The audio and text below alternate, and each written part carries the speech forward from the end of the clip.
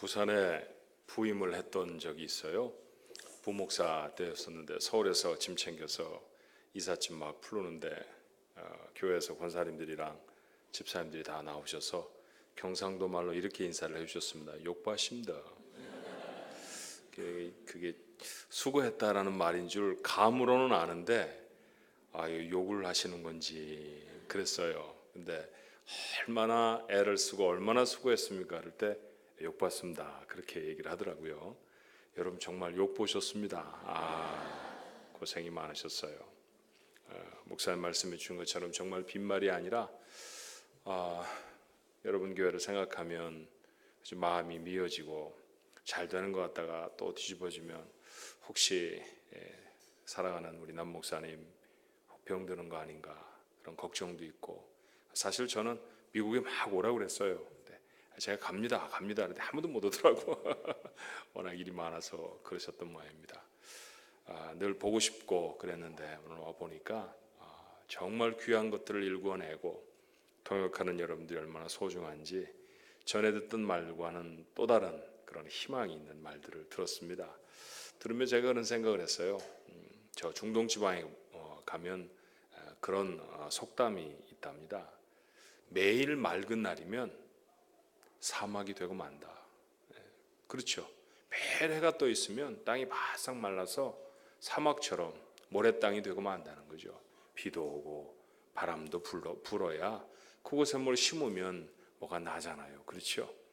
여러분 이런 인내를 통해서, 이런 고난의 인내를 통해서 하나님이 여러분에게 심고자 하시는 거룩한 뜻이 있으실 줄로 믿습니다. 전 사실 목사님 뵙고 밥 한번 따뜻하게 꼭 사주고 싶었어요. 근데 오늘도 한 번도 못 사주고 계속 얻어먹기만 하고 있는데 목사님 보러 왔습니다. 목사님 본다고 또 목사님이 일궈놓은 교회 한번 가서 같이 기도했으면 그랬는데, 지나가는 얘기로 한번 설교하라고 그러더니 이렇게 일일 부흥회가 돼 있네요. 이게 와보니까 세상에 이런 법은 많지 않은데 갑자기 부담이 막 돼요. 하나님이 우리에게 오늘 말씀을 주실 것입니다. 여러분 누가 닮고 싶은 사람이 있죠? 그래서 성형수술도 하고, 어떤 사람은 뭐 체육관에 가서 열심히 운동도 하고, 그래서 뭐 배에다가 여러 개 근육 만드는 걸 뭐 식스팩 그러잖아요. 뭐 팩의 개수의 문제지 저도 있긴 있습니다. 저는 원팩이긴 한데 금만 조금 갔다가 또 다시 원으로도 바뀌고 막 그래요. 자, 건강한 어떤 사람을 보고 나도 저랬으면 한번 열심히 운동하기도 하고, 아름다운 여인을 보면 나도 저 여자처럼 이뻐졌으면 좋겠어. 그래서 비슷한 얼굴로 막 돈 들여서 아주 어려운 수술을 하는 사람이 있는가 하면 건강미 있는 그런 몸을 얻기 위해서 더 열심히 노력하는 사람도 있고 그렇습니다. 세상에 이렇게 닮고 싶은 사람들이 종종 있죠. 그러나 여러분, 그리스도인들이 꼭 닮아야 할 것은 이 세상의 아름다운 사람, 이 세상에서 성공한 사람들이 아니에요. 우리가 닮아야 할 분은 예수님인 줄로 믿습니다. 주님 닮으면요, 그 성공한 인생이에요. 주님과 같이 살아가는 사람, 여러분 모두가 그런 성도가 되시기를 바랍니다. 그래서 주님이 누구신가에 대해서 좀 주목할 필요가 있는 거죠. 자, 특별히 요한복음에 보면 예수님이 나는 누구다 이런 표현을 하세요. I am 그리고 뭐 이렇게 말씀하시는 부분이 있는데, 그래서 저희는 그걸 I am statement 이렇게 부르기도 하죠. 신학 공부하는 사람들은. 자, 여러분 어떤 말씀 기억하냐면 이런 말씀 기억하시죠? 요한복음 6장 35절의 말씀에 보니까 2만 명이나 되는 사람들 떡 만들어 먹이시고 나서 뭐라고 말씀하십니까? 나는 생명의 떡이다. 그렇게 말씀하세요. 10장 7절의 말씀에도 내가 진실로 진실로 너희에게 말하노니 나는 양의 문이다. 양의 문이라는 것은 그 양문으로 들어가야 우리로 들어가 목자의 보호를 받고 지킴을 받는 것이거든요. 그러니까 양에게서 그 문은 정말 소중한 문, 어쩌면 생존이 달려있는 문이죠. 나는 그런 문이다 주님이 말씀하십니다. 10장 11절에도 나는 선한 목자라. 11장 25절의 말씀에는 여러분 잘 아는 말씀이죠. 마르다에게 뭐라고 말씀하십니까? 나는 부활이요 생명이니. 자, 15장 1절에는요 나는 포도나무요 내 아버지는 농부라. 자, 그 말씀 중에 하나가 뭐냐 하면 오늘 목사님이 읽어주셨던 말씀, 요한복음 8장에 있는 말씀처럼 나는 빛이다라는 말씀입니다. 자, 제가 오늘 이 설교를 뭐라고 시작했느냐 하면 예수님을 닮는 게 우리의 최고의 과제라고 했으면요, 나는 빛이다라고 주님이 말씀하셨다고 할 때 우리가 무엇이어야 합니까? 우리가 빛이어야 합니다. 우리는 예외 없이 빛이어야 해요. 빛을 발하는 사람이 되어져야 예수님을 닮은 사람일 것입니다. 그러고 보니까 성경에 우리를 빛으로 언급한 많은 부분이 있더라고요. 가령 마태복음 5장 14절과 같은 부분이 그렇죠. 너희는 세상의 빛이라. 산 위에 있는 동네가 숨기지 못할 것이요. 자, 예배를 마치면 깜깜해질 겁니다. 근데 그 깜깜한 거리를 여러분 어떻게 갑니까? 빛의 의지에 갈 수 있죠. 여러분, 빛이 없으면 굉장히 두려워요. 제가 한 번은 콩고에 이제 선교를 하러 갔는데 그곳에 피그미족이 있습니다. 피그미족은 아주 키가 작은 사람들이죠. 아프리카 그 콩고 민주주의 공화국, 뭐 그렇게 자기들 부르는데, 콩고라고 하는 나라도 아주 가난한 나라이지만 그 가난하게 살아가는 사람들이, 피그미족들은 더 멸시하고 더 구박을 해요. 그래서 학교도 다닐 수가 없고 이웃에서 살지도 못하고, 그래서 보통 사람들이 사는 곳에서부터 멀리 떨어져 저 깊은 산속에서 삽니다. 그래서 그들을 찾아서 한 2시간 정도 갔는데요, 빛이 없어요. 거기는 전기가 들어오지 않으니까. 밤이 되어졌는데 제가 손을 이렇게 들어서 제 눈앞에 이렇게 펴니까요, 제 손이 안 보이는 거예요. 그러니까 내 손인데, 내가 들었는데 손이 안 보이면 제가 무슨 느낌이 들을까요? 제 손이 없어진 것 같더라고요. 그렇게 어둠이라는 것은 우리를 두렵게 만든답니다. 그래서 그곳에 솔라 패널을 좀 달아줄까, 그리고 돌아와서 구글, 야후 이런 회사하고 막 저희가 컨택을 해서 프로젝트를 하나 개발했던 적들도 있었습니다. 빛이 필요한 것이죠.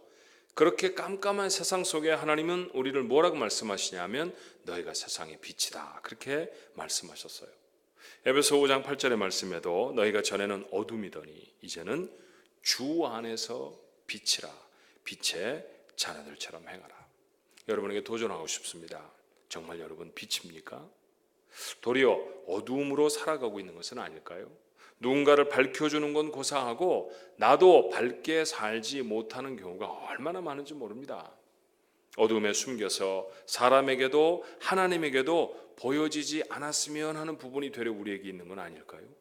자, 이 예배를 마치고 예배 기도를 열심히 하고 하나님의 말씀 가슴에 담고 예배당을 떠나면서 우리가 주님에게 이렇게 말씀하십니다.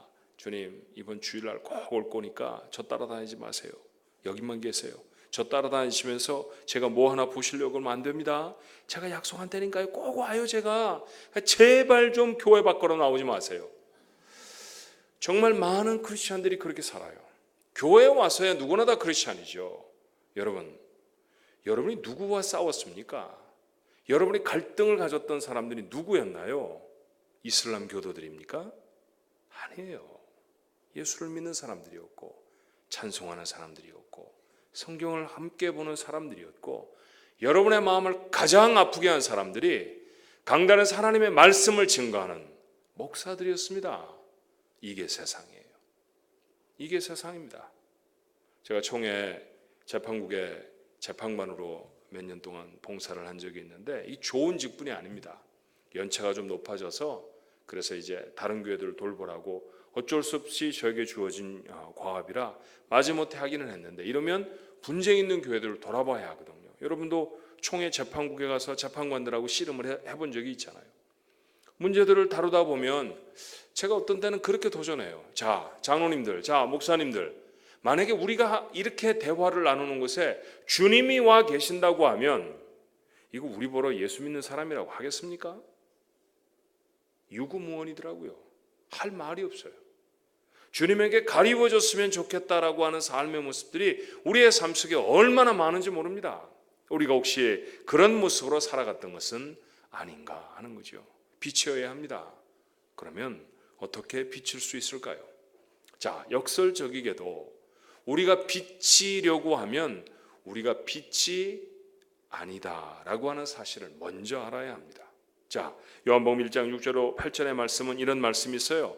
하나님께로부터 보내심을 받은 사람이 있으니 그의 이름은 요한이라. 그가 증언하러 왔으니 곧 빛에 대하여 증언하고 모든 사람이 자기로 말미암아 믿게 하려 함이라. 그는 이 빛이 아니요 이 빛에 대하여 증언하러 온 자라 그랬습니다.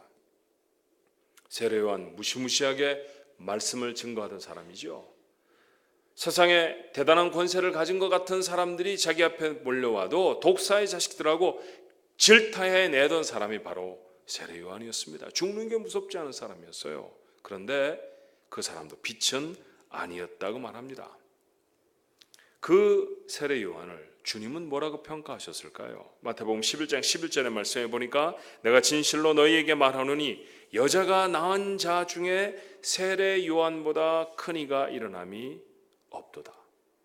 여자가 낳은 자 중에 세례 요한보다 큰 사람이 없다. 그 말은 뭐예요? 세례 요한이 최고다 그런 말씀 아니에요. 세례 요한만한 사람이 없다 그런 말씀입니다. 정말 그럴까요? 정말 그렇게 살았어요. 요한은 죄악된 세상과 분리되어져서 광야에 삽니다. 그러나 우리는 그 죄된 세상 속에 푹 젖어 살면서도 별 갈등이 없어요. 요한은 생존에 필요한 최소한의 것 이외에는 취하지 않았습니다. 약대 털옷을 입고 석청을 먹으면서 살았다고 성경은 기록하잖아요. 그러나 우리는 오늘도 우리의 소유를 누리기 위해서 얼마나 죄를 짓는지 모릅니다. 요한은 불의를 보고 지적하다가 목베임을 당하였지요. 그렇지만 우리는 불의를 보아도 내 일신상에 위태로움이 있으면 눈을 감고 지나기가 일쑤입니다. 여러분은 이 부분은 참 안 그러는 사람들이에요. 불의를 보면 참지 않는 사람들이라 얼마나 고마운 사람들인지 모르지만 때때로 우리의 삶의 자리에서는 우리가 이렇게 불의를 보고 지나가 버릴 때가 정말 많다는 것이죠. 요한은 우리와 비교할 수 없을 정도로 순수하게 살았습니다. 그런데 그런 그도 빛은 아니라는 거예요. 역사상 가장 큰 사람이라고 주님이 말씀하신 요한도 빛이 아니었다고 하면 우리는 두말할 것도 없습니다. 우리는 빛이 아닙니다. 우리가 스스로 빛이라고 생각하는 한 우리는 한 줌의 빛도 될 수가 없습니다. 우리가 스스로 의롭다고 자각하는 한 우리는 절대로 의로워질 수가 없습니다. 그렇다고 하면 이렇게 빛도 아닌 사람들에게 너희는 세상의 빛이다 이렇게 말씀하셨다고 하면 그 다음은 하나님 책임 아니에요? 정말 죄가 충만한 자들이 우리 같은 사람인데 아니다. 너희는 의인이다. 그러시거든요. 여러분 이런 비유를 한번 해보십시다. 여기 제가 물컵이 있네요. 여기 물이 담겼어요. 여러분 보시기에도 물이죠. 맛을 좀 보겠습니다. 제가 물인지 아닌지. 틀림없이 물이네요. 그런데요, 이 물을 척 들고 제가 이렇게 말합니다. 여러분 이건 오렌지 주스입니다. 이게 오렌지 주스입니까? 물입니까? 여전히 물이잖아요. 그런데 물을 보고 오렌지 주스라고 제가 선언을 했습니다. 그런데 만약 제게 거짓말을 전혀 하지 아니하는 성품이 있다고 하면 또 무엇이든지 자기의 뜻하는 대로 바꿀 수 있는 능력이 있다고 하면 그럼 저는 이제부터 뭘 할까요? 제가 물을 보고 오렌지 주스라고 말했으니까 내 말이 거짓말이 아니려고 하면 어떻게 해야 합니까? 이걸 오렌지 주스로 바꿔야 합니다. 그리고 물을 오렌지 주스로 바꿀 만한 능력이 나한테는 있어요. 그러니 오렌지 주스로 바꿔내는 거죠. 이게 구원이에요. 죄악된 사람을 보고 하나님 뭐라고 말씀하십니까? 넌 내 자녀야. 너는 의인이야. 너는 구원받은 사람이야. 근데 가만히 보면 의로운 부분이 우리에게 없거든요. 의롭게는 턱없이 부족한 사람들이거든요. 하나님이 우리를 보러 자녀다라고 선언해 주셨는데 우리는 솔직히 하나님 필요할 때 빼놓고는 별로 아버지라고 생각하는 적이 없어요. 그렇죠? 내가 필요하면 돈이 필요하면 아버지, 건강이 필요하면 아버지, 내가 풀어야 할 문제가 있으면 아버지인데 나 혼자서도 뭐든지 잘 되면 별로 아버지 생각 안 합니다. 우리 그렇게 살잖아요. 일주일 중에 얼마나 우리가 하나님의 자녀라고 하는 자각을 가지면서 살까요? 일주일에 얼마만큼이 우리가 하나님의 자녀다운 삶을 살아가고 있을까요? 사실 굉장히 부족한 사람들입니다. 그럼에도 불구하고 그를 향하여서 하나님이 뭐라고 말씀하십니까? 넌 의인이야. 의인은 죄가 없다는 거 아니에요. 그래, 하나님이 거짓말 못 하시는 분이죠. 그리고 하나님은 무엇이든지 하실 수 있는 분이죠. 그래서 우리에게 무엇을 하십니까? 의인으로 만들어가기 위해 역사를 하십니다. 그 역사를 누가 하시나요? 여러분 안에 보내신 성령께서 하시는 거예요. 성령이 왜 내 안에 계십니까? 내가 무엇인가 나쁜 일을 하는지 좋은 일을 하는지 들여다보려고 계시는 건 아닙니다. 내가 뭐 하고 싶은 일 있으면 내가 못하는 능력을 그 성령 하나님이 발휘하셔서 그 일들을 가능하게 하려고 내 안에 계신 게 아니에요. 성령이 하시는 가장 중요한 일은 나를 오렌지 주스로 만들어 가시는 겁니다. 나를 정말 철저하게 죄악된 세상, 죄의 부분, 한 부분처럼 살아가는 우리의 모습을 하나님이 원하시는 거룩한 백성으로 바꿔나가시는 거예요. 그 성령께 순종하셔야 합니다. 같은 얘기를 빛에 대해서도 할 수 있잖아요. 빛이 아닙니다. 빛이 아니라니까요. 우리는 우리 스스로에게서 나오는 빛도 없고요, 누군가를 비춰 본 적도 없어요. 그런데 하나님 우리에게 뭐라고 말씀하시냐면 네가 세상의 빛이다. 네가 세상을 비추어야 한다.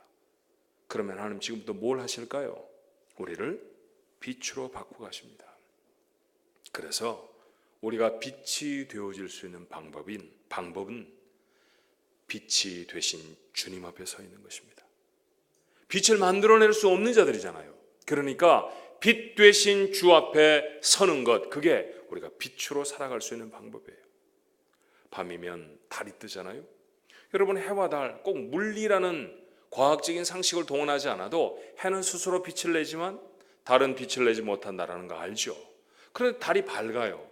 큰 보름달 같은 것은 그게 두둥실 하늘에 떠 있으면 특별한 불이 없어도 길도 다 밝히고 아름답기도 하고, 그렇지 않습니까? 근데 그 빛은 어디서 오는 걸까요? 해 앞에 달이 있을 때 그 해의 빛을 반사해서 우리에게 보여주는 것입니다. 달이 빛이 될 수 있는 까닭은 뭘까요? 해 앞에 서 있기 때문입니다. 그런데 그 달이 빛을 잃을 때가 있어요. 어떤 때일까요?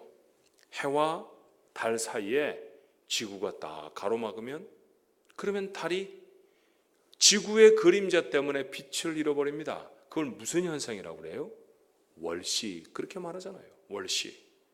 그림자가 점점 반달이 됐다가 그 다음에 초승달이 됐다가 아주 깜깜하게 없어졌다가 지구가 지나가니까 조금씩 밝아져서 지구가 완전히 지나가면 다시 재빛을 찾습니다. 이게 또 우리와 주님과의 관계예요.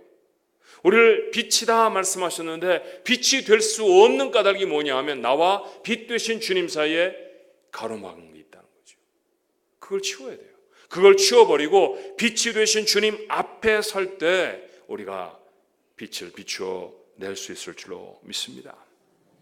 진짜 빛이신 예수님을 비추어내는 것, 그것 말고 우리가 빛을 발할 수 있는 다른 방법이 없어요.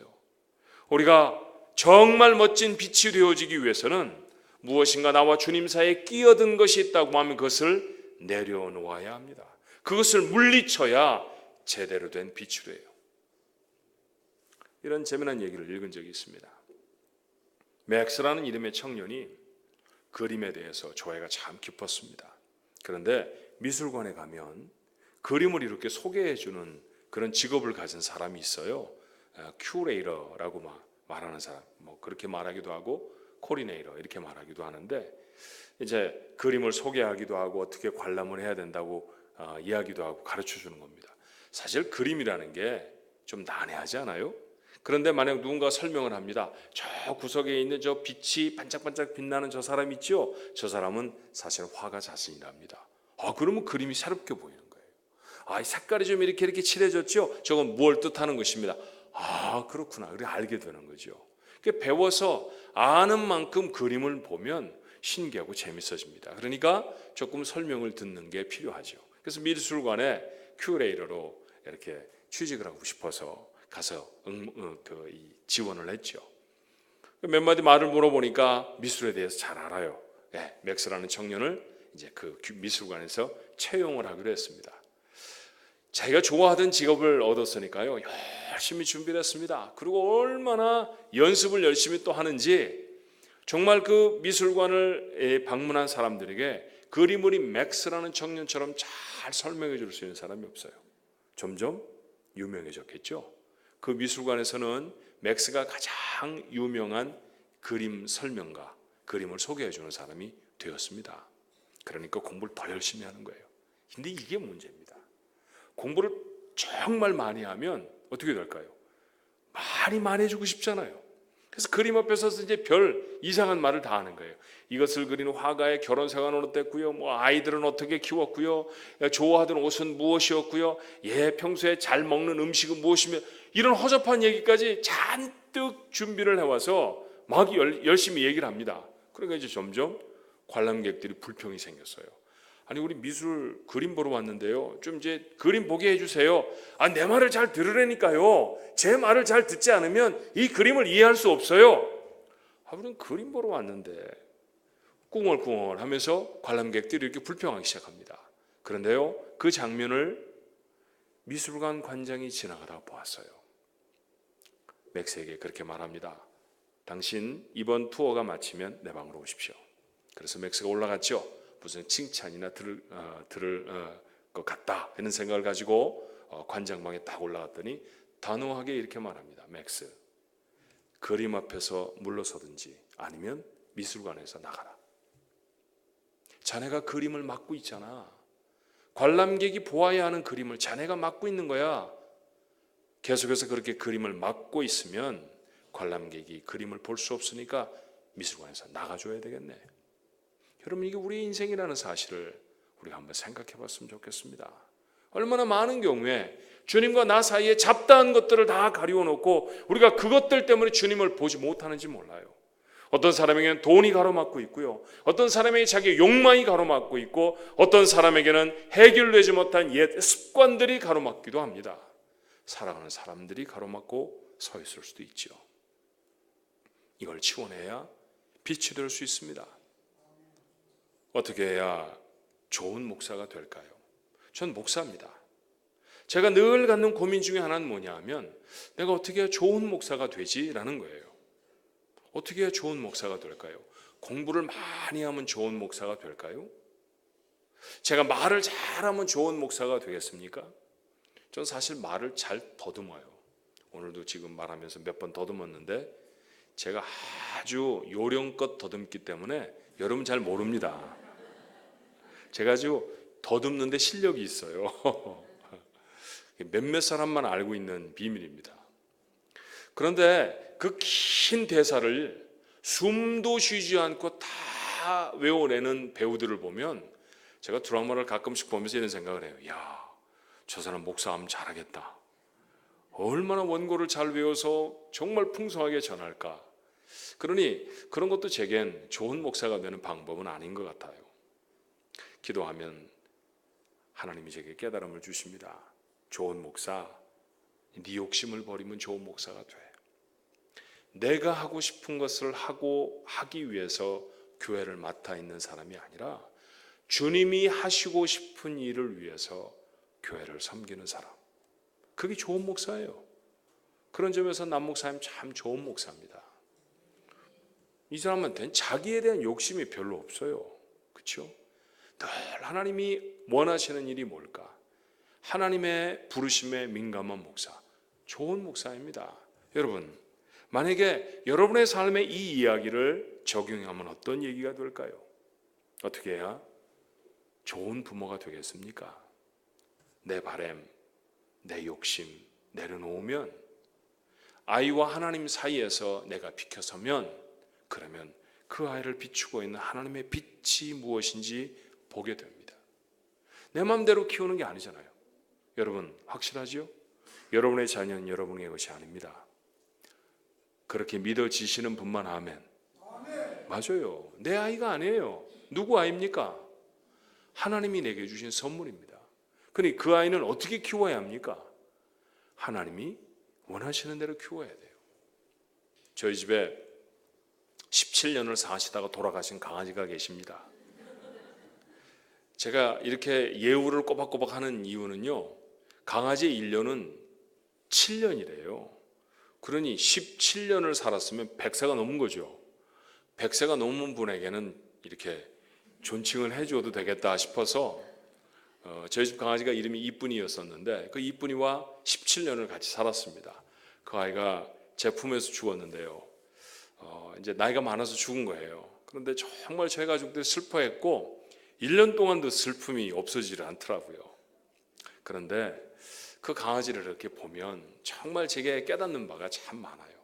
여러분, 하나님이 우리를 이 세상에 보내셔서 하나님이 원하시는 대로 살아가게 하시는 그런 모습을 살아가는 그런 이 숙제를 가지고 제가 막 고민하고 씨름하고 그렇게 시간을 지났던 때가 있었거든요. 그런데 여러분, 강아지를 가만히 보면은 정말 우리가 개만도 못하게 사는 거 아닌가 하는 생각이 들 때가 참 많습니다. 그 강아지는요, 철저하게 주인의 뜻을 따라 살아가요. 주인이 원하는 대로 살아갑니다. 주인이 원하는 게 뭔지를 알면 그 일만을 위해서 살아가요. 자, 그 아이를 혹 우리가 여행을 가게 되면 이웃집에 맡길 때가 있어요. 그러면 이웃에 우리 이제 교인의 집이라든지 아니면 제가 가깝게 지내는 집에, 특별히 개를 키우는 집에 맡기죠. 맡기면서 이렇게 부탁을 합니다. 집사님, 우리 개는요 위장이 약하니까 밥이나 이런 거 주지 마세요. 저희가 갖다 드린 사료만 좀 주시기 바랍니다. 그러면 이 집사님이 자기 먹던 밥 이렇게 뭐 소세지도 던져주고 싶고 멸치도 던져주고 싶은데 던져줄까요? 안 던져줄까요? 안 던져줍니다. 왜냐하면 그건 자기 개가 아니라 목사님 개거든요. 목사님의 강아지니까 목사님 집에서 크던 대로 목사님의 뜻대로 보호하다가 돌려줘야 돼요. 이 강아지는요, 우리 개는 아침에 꼭 한번 산책을 하고 그때 이 돌아다니면서 쉬야를 해야 합니다. 그렇게 해주세요. 그럼 꼭 그 시간에 나가서 그렇게 해줍니다. 여러분, 이게 자기 것이 아닌 것을 더 소중하게 여기는 것이죠. 여러분, 그렇지 않아요? 만약에 내가 우리에게 맡겨주신 자녀가 하나님의 것이라는 사실을 알면 그러면 어떻게 합니까? 그러면 그 아이를 하나님이 원하시는 대로 키워냅니다. 내가 돈을 많이 못 벌어봤으니까 야, 너는 돈 많이 버는 사람 되라, 이런 게 아니라고요. 하나님이 그 아이를 돈을 많이 버는 사람으로 키워낼 수도 있고요, 하나님이 그를 공부를 많이 하는 사람으로 키워낼 수도 있고, 하나님이 그가 운동을 열심히 하는 사람으로 키워낼 수도 있어요. 그는 평생토록 돈은 못 벌어도 선하고 좋은 일에 멋지게 쓰임받는 아이가 될 수도 있습니다. 하나님이 원하시는 게 뭔가, 내 욕심과 내 바람을 빼버리면 그때에서 그 아이를 향한 하나님의 빛을 보게 되고요, 그렇게 되는 사람, 그게 바로 옳은 부모가 되는 길이에요. 어떻게 해야 돈을 잘 벌 수 있을까요? 여러분, 돈 버는 거에 관심이 많잖아요. 그렇죠?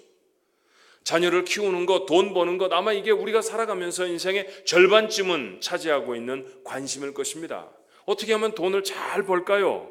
내가 돈을 많이 벌겠다는 그 번 돈을 내 마음대로 써보겠다는 그런 욕망을 치워버리면 바르게 돈을 버는 법을 알게 됩니다.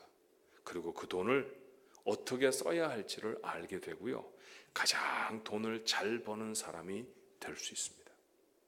하나님이 채워주셔야 부자 되는 거죠. 하나님이 채워주시는 것만큼밖에는 못 가지고 살아요. 여러분, 이게 만나를 통해서 여러분이 얻는 교훈 아닙니까? 만나는 지천으로 쌓여 있습니다. 아무리 많이 가져가도 아무 지장이 없어요.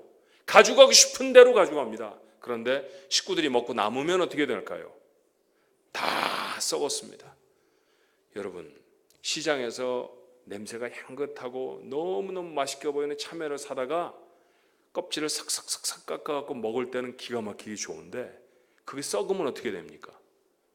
그거 골칫거립니다. 먹을 때는 좋았는데요, 상해서 썩어버린 음식은 정말 골칫거리가 되잖아요. 많이 가진 게 좋은 것이 절대 아니에요.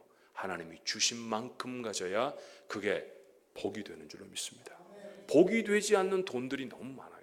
복이 아니라 썩어버린 재물을 들고 사는 사람이 정말 이 세상에 많습니다. 그러면 썩는 것 옆에 놔두면 자기만 썩습니까? 옆에 있는 것도 같이 썩게 만듭니까? 같이 썩게 만들잖아요. 썩은 참외를 멀쩡한 참외 옆에다 놔두면 어떻게 돼요? 멀쩡한 참외도 점점 상해버리죠. 내가 갖지 않아야 할 내 몫에 주신 분량이 아닌 물질, 그 분량이 아닌 자리, 이런 것들을 내가 차지하고 있으면 어떻게 될까요? 내 인생이 부패해지기 시작하는 거예요. 그건 행복이 아닙니다. 많은 사람이 돈을 많이 가지고 싶어 해요. 근데 이것은 불행해지는 지름길입니다. 하나님이 주신 만큼 가지십시오. 근데 하나님은 우리 생각보다 훨씬 넉넉하시고 풍성하신 분인 거 여러분 믿으십니까? 그러니까 조금 주시잖아요. 먹고 살 만큼 다 고거하고 정말 목이 말라서 간절히 하나님을 바라보게 그렇게 안 하십니다. 하나님 늘 채우세요. 오늘 달랑 옷이 한 벌밖에 없어갖고 지난주에도 그거 입고 오고 어제도 그거 입고 오늘도 그거 입은 사람 있습니까? 우리 없잖아요. 옷장을 다 뒤져서 어떤 옷이 이쁜가 막 보고 그리고 그 옷 찾아서 입고 나온 사람들 아닙니까? 하나님 우리에게 다 그렇게 주십니다. 넉넉하게 주셔서 인생을 누리고 즐기게 하시는 분 하나님이십니다. 그런데 그 하나님 앞에 주신 물질을 어떻게 하나님이 원하시는 대로 쓸까? 이걸 고민하는 사람, 돈이 나와 하나님 사이에 가로막는 것이 아니라 하나님과 나 사이에 아무것도 없는 사람이 되어져야 하나님이 그 사람 속에 돈을 통해 하나님의 빛을 비추도록 우리에게 역사해 주셔요. 교회를 어떻게 하면 잘 섬길까요? 여러분, 말은 이 교회가 누구 교회입니까? 남성현 목사님 교회입니까? 깃발 들고 시작했으니까 개척했으니까 저 양반 교회예요? 그렇지 않아요. 헌금 많이 하시는 분 교회입니까? 아닙니다. 이 교회 누구 교회입니까? 이게 하나님 교회입니다. 여러분, 이 교회가 하나님의 교회라고 믿으십니까? 그럼 여러분 마음대로 하지 마십시오. 여러분 마음대로 하는 것이 아니에요. 교회는 목사고 장로고 집사고 권사고 평신도고 간에 자기 하고 싶은 대로 하는 것이 아닙니다. 자기 하고 싶은 대로 하는 사람이 어떻게 교회를 어렵게 하는지 여러분 보셨죠? 여러분 경험했죠? 닮으면 안 돼요. 몇 년쯤 지나면 그 자리에 서 있는 사람 되면 절대로 안 됩니다. 교회는 하나님의 교회입니다. 하나님이 우리 교회를 어떻게 운행하시기를 원하시는가? 하나님이 옳다고 하시는 것은 무엇인가? 우리 교회를 통해 하나님이 이루시려고 하시는 것은 무엇인가? 나와 하나님 사이에 가려막혀진 것이 있어서는 안 돼요. 하나님의 뜻을 바로 아는 사람이 교회를 향해 빛이 될 수 있습니다. 교회를 비추는 빛이 되려고 하면 교회를 하나님과 나 사이에 세우지 마세요. 하나님과 나 사이에는 아무것도 없어야 합니다. 그래야 하나님으로부터 비춰주는 빛이 내 자녀에게도 빛이 될 수 있고요, 물질에도 빛이 될 수 있고요, 교회에도 빛이 될 수 있고 세상에도 빛이 될 수 있는 줄로 믿습니다. 에베소 5장 8절의 말씀에 이렇게 말하고 있잖아요. 너희가 전에는 어두움이더니 이제는 주 안에서 빛이라. 빛이 되려고 애를 쓰는 게 아니라 뭘 하느라 애를 써야 합니까? 주 안에 있기를 애를 써야 돼요. 이게 얼마나 거꾸로 하는지 몰라요. 내가 능력 주시는 자 안에서 모든 것을 할 수 있습니다. 여러분 빌립보서에 있는 그 말씀 아시죠? 내게 능력 주시는 자 안에서 내가 모든 것을 할 수 있습니다. 아멘. 언제 아멘 하려고 저만 쳐다보세요. 근데 여러분 이 말씀 중에 어디가 가장 중요한 것 같아요? 내게 능력 주시는 자 안에서 내가 모든 것을 할 수 있습니다. 대부분의 사람들이 은혜를 받는 부분은 뭘까요? 내가 모든 것을 할 수 있습니다. 여러분 내가 모든 것을 할 수 있는 것은 하나님이 하게 해주시면 하는 거고요, 하지 못하게 하면 못하는 겁니다. 내가 정말 해야 할 것, 내가 관심을 가져야 할 건 뭐예요? 무엇이든지 하는 것이 아니라 주 안에 있는 거예요. 내게 능력 주시는 자 뭐라고요? 안에서. 내게 능력 주시는 자 안에 있으면 됩니다. 그런데 자꾸 무엇인가 더 잘하려고 하잖아요. 더 잘하는 게 필요한 게 아니라 주님 안에 더 깊이 있는 게 필요한 거예요. 주 안에 있으면 빛일 수 있습니다. 빛이 되는 가장 중요한 원리는 빛 되신 주님 앞에, 주님 안에, 주님과 함께 있는 것인 줄로 믿습니다. 또 하나, 비추는 곳이 있어야 빛이에요. 자, 마태복음 5장 14절의 말씀에 보니 너희는 세상의 빛이라. 산 위에 있는 동네가 숨겨지지 못할 것이요. 산 위에 있는 동네가 숨겨지지 않으려면 빛 앞에 있어야, 그 빛이 그 산을 비추어야 된다는 얘기죠. 우리가 빛이 되어진 까닭이 뭐라는 거예요? 그 산을 비추기 위해 빛이 되어졌다는 거예요. 누군가를 비추지 않으면 비출 수 없습니다. 캘리포니아는 지진이 많이 생겨요. 그래서 지진을 대비해서 깡통 통조림 산더미처럼 쌓아놓고, 자 이게 4인 가족이 3년 동안 먹을 수 있는 음식입니다, 이러고 광고도 하고 합니다. 근데 뭐 잘 차려입은 여자가 나와서 생글생글 웃으면서 이거 뭐 얼마 비싸지 않으니까 정말 여러분에게 유용할 겁니다. 그럼 기가 막혀요 제가. 아니 깡통 통조림에 따먹고 3년을 지나야 되면 그게 얼마나 극한 상황이겠습니까? 그 예쁜 옷 입고 희죽희죽 웃으면서 먹을 수 있는 음식이 아닌 거예요. 정말 세상에 이렇게 위태로운 시간을 지나갑니다. 얼마 전에 여러분도 뉴스를 봐서 아시겠지만 유튜브라고 하는 회사가 있지 않습니까? 캘리포니아 저희 동네에 있어요. 그 유튜브 본사에서 총기 사건이 있어서 뭐 이렇게 어떤 여자가 총도 쏘고 뭐 사람이 죽기도 하고 그랬습니다. 그 사건이 일어날 때 300m도 안 되는 곳에서 제가 손님하고 점심 먹고 있었어요. 그 시간에. 세상이 그렇게 위태로운 세계입니다. 얼마나 재난이 많고 얼마나 위험이 많은지 몰라요. 그래서 그 재난을 벗어날 수 있는, 재난에 대비할 수 있는 물건들이 많죠. 그 중에 하나가 뭐냐 하면 이렇게 손으로 막 돌리면 충전이 되는 그런 플래시라이트, 그런 손전등 혹시 집에 가지고 계십니까? 그게 몇 년 전에 나왔는데 너무너무 신기하더라고요. 이거는 재난을 당할 때 꼭 필요할 것 같아. 우리 집에 이 캘리포니아 우리가 사니까 혹시 지진이 나더라도 이건 꼭 있어야 돼. 그래서 3개를 샀어요. 제 차 안에다 하나 넣어놓고 우리 집사람 차에다 하나 넣어놓고 그 다음에 책상 서랍에다 하나 넣어놓고 그랬습니다. 그런데요 지진이 안 나더라고요. 이게 별 쓸 일이 없는 거예요. 그렇게 한 1, 2년이 지나고 나서 우연치 않게 자동차를 열어보니까 그 손전등이 들어있어서 제가 되나 안 되나 막 돌려보니까 충전이 안 돼요. 제가 어떻게 했을까요? 버렸죠.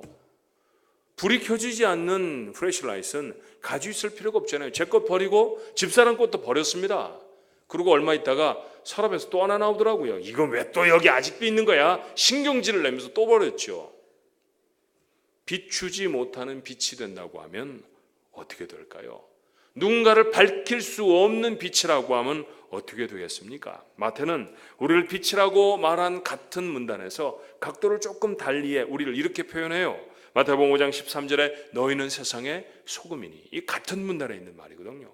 빛이라고 말씀하시고 소금이라고 말씀하시고 같은 맥락의 말씀입니다. 만약 소금이 짠맛을 잃어버리면, 소금에 문제가 생기면 그 소금은 어떻게 해야 합니까? 마태가 이렇게 대답하죠. 소금이 만일 그 맛을 잃으면 무엇으로 짜게 하리요? 후에는 아무 쓸데없어 다만 밖에 버려져 사람에게 밟힐 뿐이니라. 주님의 말씀을 마태가 이렇게 적어 우리에게 전합니다. 같은 이야기가 빛에도 적용될 수 있는 거 아니에요? 주님이 나를 빛이라고 하셨는데 내가 빛을 발할 수 없다고 하면 나는 버림받을 수 있습니다. 버려져야 합니다. 그러니 우리가 비치려고 하면 비추는 곳이 있어야 해요. 우리는 무엇인가를 비추고 있습니까? 우리의 삶으로 인해 세상이 선한 것과 악한 것의 구분을 갖게 하나요? 빛이 없으면 이 컵이 더러운지 깨끗한지 모르고 막 먹을 겁니다. 근데 빛이 생기면 컵이 깨끗하니까 먹어도 괜찮구나. 이건 더러우니까 먹으면 안 되겠구나 라고 하는 것을 알게 되죠. 세상이 그래야 합니다. 그리스도인의 살아가는 삶의 모습 때문에 세상을 비추는 우리 때문에 이건 옳은 것이고 이건 잘못된 것이야 라고 판단할 수 있게 해주어야 합니다. 그런데 교회가 우리 때문에 헷갈려하고 있어요. 교회 때문에. 그것이 바로 오늘날의 교회가 타락했다는 증거죠. 여러분의 교회는 그러지 않게 되기를 주님의 이름으로 간곡히 부탁합니다. 빛이 되어야 합니다. 선하고 악한 것이 무엇인지, 올바로 사는 것이 어떤 것인지, 사람답게 사는 모습이 무엇인지, 이 땅에 보내진 삶의 목적이 무엇인지를 세상 사람에게 선포하며 사는 사람 여러분이 되시기를 주님의 이름으로 축원합니다. 우리가 살아가는 모습이 전에 볼 수 없었던 진리를, 하나님을, 그분의 구원하심의 복음을 드러내 보이는 삶입니까? 아니면 도리어 복음을 깜깜하게 만드는 삶입니까? 인도의 비폭력 저항주의자였던 간디라고 하는 사람이 있죠. 그 사람은 인도 사람이었어요. 근데 영국 가서 공부하고 변호사가 돼 남아공에서 삽니다. 그랬다가 인도에 돌아와서 인도 백성들을 일깨워서 영국과 대치를 하며 오랫도록 그렇게 데몬스트레이션을 하면서 이렇게 저항을 하면서 살았던 사람이 간디였죠. 영국에 가서 살았어요. 영국에서 학교를 다니고 영국에서 변호사가 됐습니다. 영국은 여러분 선교사를 많이 보낸 나라 아닙니까? 왜 교회를 못 받겠습니까? 예, 간디도 그런 말을 합니다. 제가 몇 번쯤 교회에 갔었습니다. 성경도 읽었죠. 예수님 정말 좋은 분입니다. 전 예수님은 너무너무 좋아합니다. 그러나 크리스천은 싫어합니다. 여러분, 우리를 보고 세상 사람들이 혹시 그렇게 말하는 건 아닐까요? 여러분 때문에 예수님을 더 좋아할 수 있게 만드는 그런 성도들이 되시기를 바랍니다. 여러분의 자녀들, 여러분의 빛이 되어 계세요? 그들이 세상에 나가 살아갈 때에도 힘들고 혼돈스러운 세상을 살아갈 것입니다. 그런데 여러분, 그 아이들이 우리 아빠는 이럴 때 어떻게 하셨지? 우리 엄마는 이럴 때 어떻게 이 위기를, 이 어려움을 견뎌냈지? 이렇게 생각하게 될까요? 그래야 합니다. 그런 기준으로 아이들에게 서 있는 아버지, 어머니가 될 수 있어야 합니다. 그게 빛이 되는 삶이죠. 내 안에는, 내 동료들은, 내가 만나는 사람들은 나 때문에 길을 찾는 사람들입니까? 아니면 나 때문에 길을 잃어버리는 사람이 됩니까? 여러분이 빛이라고 하면 그들을 비추어 낼 수 있어야 할 줄로 믿습니다. 빛이 되십시오. 주님 앞에 서서 그 주님의 빛을 받아서 그 빛을 세상에 비추는 사람들이 되어야 합니다. 여러분, 교회는 컸을 때도 작았을 때도 이렇게 고통과 어려움을 지나가는 때에도 굴하지 아니하고 여전히 복음 전하잖아요. 주변에 선하고 좋은 일들이 있다고 하면 주님의 이름으로 그걸 할 수 있는 사람들이잖아요. 정말 감동적인 얘기 들었어요. 한동대학에 와 있는 그 기숙사에 와 있는 선교사님 자녀들, 여러분 이 어려운 때에도 귀한 헌금들을 모아서 사택을 개조하고 그곳을 게스트하우스로 만들고, 여러분 지금 예배당도 가지고 있지 못하잖아요. 무슨 게스트하우스예요. 사람들이 보면 그럴 거 아니에요. 근데 여러분의 목적과 가치는 분명해요. 우리는 돈을 더 모으려고 하는 사람들이 아닙니다. 우리는 부동산이나 좀 늘리자고 이 땅에 존재하는 사람들이 아닙니다. 우리는 등기 권리증 몇 장 더 갖자고 세상을 사는 사람들이 아닙니다. 이게 여러분에게 분명해요. 그렇죠? 그런 여러분의 재물을 내서 그 아이들을 돕고 그 아이들을 격려하고 그 아이들을 사용해 또 다른 사람들에게 일할 것들을 만들어주고 멋지고 기가 막힌 사람들입니다. 제가 마음이 이렇게 좋은데 하나님은 얼마나 좋으셨을까? 그렇죠? 그게 빛으로 사는 삶이에요. 그게 세상을 향해 빛을 비추어내는 사람, 그런 모습들이 교회의 삶이어야 할 줄로 믿습니다. 지금까지도 잘하셨지만 이후에도 부지런히 하십시오. 하늘의 상이 여러분에게 클 줄로 믿습니다. 어려운 물리 얘기 하나 하고 마칠까요? 우연치 않게 다큐멘터리 하나를 보았는데요, 성경의 진리하고 딱 맞더라고요. 여러분 전제부터 하십시다. 이 세상의 모든 것들은 누가 만드셨죠? 하나님이 만드셨어요. 하나님이 만드셨어요. 우주의 모든 운행되어지는 이치가 과학자들이 밝혀서 이루저루 말해서 거기에 과학적인 특별한 원리가 있는 것 같지만 사실은 그 원리를 부여하신 분은 누구예요? 하나님이세요. 하나님. 그런데 어떤 물질이요, 빛을 발하기도 하고 빛을 빨아들이기도 한대요. 블랙홀이라는 거 들어보셨어요? 예. 거기는 뭐든지 다 빨아들이는 거죠. 에너지를 다 빨아들이는 거예요. 놀라운 얘기를 그 다큐멘터리가 하더라고요. 그건 하나님하고 전혀 상관이 없는 프로그램이었습니다. 자, 에너지를 빨아들이는 것은 빛을 내지 못합니다. 그런데 빛을 내는 것은 언제나 에너지를 잃어버리는 것입니다. 자기 속에 가지고 있는 에너지를 바깥으로 내어놓는 것, 그것이 빛이 된다는 거예요. 얼마나 중요한 교훈인지 몰라요. 세상의 이치가 그렇습니다. 햇볕이 없으면 이 세상의 만물이 존재할까요? 존재하지 못하죠. 그런데 그 큰 엄청난 덩어리의 이 천체가 그곳에서 계속 에너지를 뿜어내는 거예요. 그렇게 뿜어내 빛을 만들어 주기 때문에 꽃도 피고 나무도 잎을 달고요, 우리도 세상을 살아갈 수 있다는 이야기입니다. 여러분, 돈을 잃어버려야, 돈을 내놔야 그 돈이 빛이 돼요. 여러분이 가지고 있는 지식을 내놓아야 그렇게 내놓은 여러분의 지식이 빛이 되는 거예요. 여러분이 가지고 있는 그 삶의 부분들을 다른 사람을 위해 봉사를 할 때 그게 빛이 되는 거예요. 봉사를 받을 때는 빛이 안 됩니다. 봉사를 하는 사람이 빛이 되는 거예요. 돈을 내놓고 자기 것을 희생하고 자기 것을 나누는 사람, 그가 빛입니다. 그런데요, 우리 속에 있는 에너지를 다 꺼내다 보면 우리는 고갈돼 버리지 않습니까? 천만의 말씀이에요. 우리는 뭐라고 했습니까? 원래 빛이 아니었거든요. 이 빛이 나오려고 하면, 이 에너지를 다 나눠주려고 하면 어떻게 할까요? 하나님이 우리에게 계속 에너지를 공급하시죠. 놀라운 진리 아닙니까? 우리가 누군가의 빛이 되기로 작정한다고 하면 하나님은 계속 우리로 빛이 되도록 빛을 공급하십니다. 여러분의 교회가 이 세상의 빛이 되기로 작정을 하면요, 여러분의 교회는 하나님이 주시는 축복이 끊이지 아니하는 교회가 되어질 줄로 믿습니다. 새로 임직자들을 세우셨다고요? 축하합니다. 하나님의 기대, 목회자들의 기대, 성도들의 기대가 여러분에게 있습니다. 빛이 되어 주십시오. 여러분을 통해서 성도들이 섬김을 받고요, 여러분이 가진 것들로, 그것이 물질이든 재능이든 시간이든 생명이든 무엇이든지 여러분의 가진 것들을 내어놓아서 하나님이 원하시는 곳에 쓰십시오. 그곳에 빛이 비추어집니다. 그 빛을 받고 하나님의 뜻이 이루어지는 것이죠. 그러실 수 있죠. 그게 교회고요, 그게 그리스도인으로 세상을 사는 원리입니다. 주님은 빛이셨습니다. 그러니 우리도 빛이어야 합니다. 우리는 빛이 아니었죠. 그런데도 빛이라고 말씀하십니다. 어떻게 비칠 수 있다고요? 빛 앞에, 빛 되신 하나님 앞에 서는 것입니다.